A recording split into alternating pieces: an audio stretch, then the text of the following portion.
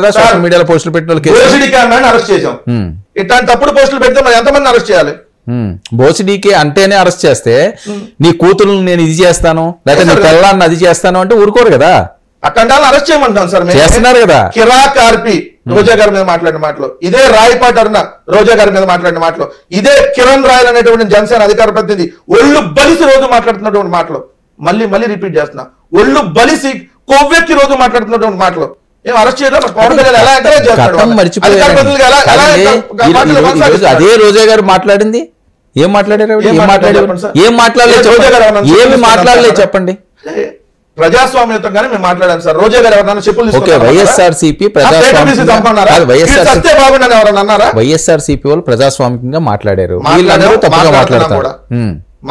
మాట్లాడుతున్నాం కూడా. మేము ఎవరిని చెప్పులు చూపించలా, మేము ఎవరిని భోషుడికి అనలా. అరే డాషులు ఒరే డాషులు నిన్ను పేకలు పిసికి నొక్కి పారేస్తాం, తొక్కి కాదండి. మరి మీకు అధికారం ఉంది కదా,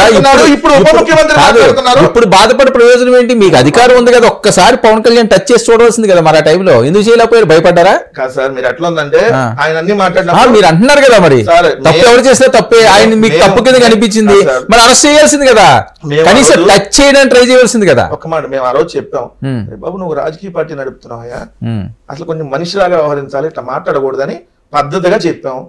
పోనీలో ఆడు పాప నాడు పోతారు అన్నారు అని వదిలేసాం. అని ఆ పాపను పోతారని వదిలేసాం.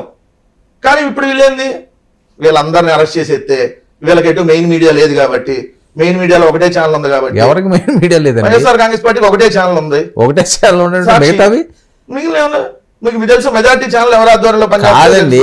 మెజారిటీ ఛానల్ మీవే కదా అన్ని. ఎవరు చెప్పారు? నేను ఎక్కడ పేర్లు సంబోధించట్లా. తెలుగుదేశానికి ఎన్ని ఛానల్ ఉన్నాయో మీకు తెలుసు, ఎన్ని సోషల్ మీడియా యూట్యూబ్లతో నడుపుతున్నారో మీకు తెలుసు.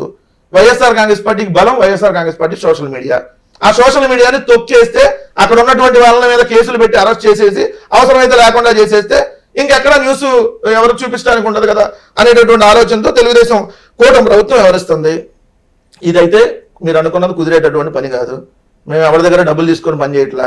మేము మీలాగా మీరు అన్నట్టుగా ఐటీడీపీ అని చెప్పి ఫోన్ పేలు గూగుల్ పేలో డబ్బులు ఇస్తే పనిచేసేవాడు మా సోషల్ మీడియా కార్యకర్త కాదు.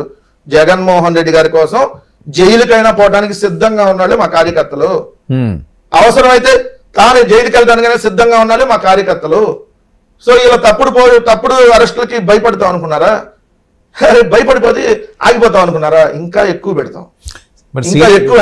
ఇంత పవర్ఫుల్ గా వాయిస్ ఇచ్చిన శ్రీరెడ్డి గారు ఏంటి చేతులు జోడిస్తున్నారు? ఆ స్టేజ్కి వచ్చేసారు. ఆ మాట్లాడిన వీడియో మొత్తం చూడకుండా కొద్ది కట్ చేసి ఆమె ఏమన్నారు, జగన్మోహన్ రెడ్డి గారు డైరెక్ట్ గా నన్ను టచ్ చేయండి, నా దగ్గరకు రండి, నా కార్యకర్తల జోలికి వెళ్తారు ఎందుకన్నారు కదా. అదే ఆమె చెప్పింది, నా కార్యకర్తల జోలికి వెళ్ళమాకండి, జగన్మోహన్ రెడ్డి గారి జోలికి వెళ్ళమన్నాడు కదా, జగన్మోహన్ రెడ్డి గారిని టచ్ చేయండి అని అడుగుతుంది. దాన్ని ఆమె జోడిచ్చేశారు, చేతులు పెట్టి వేడుకున్నారు, ఏదో రకరకాలుగా. చేతులు పెట్టి వేడుకోలేదా?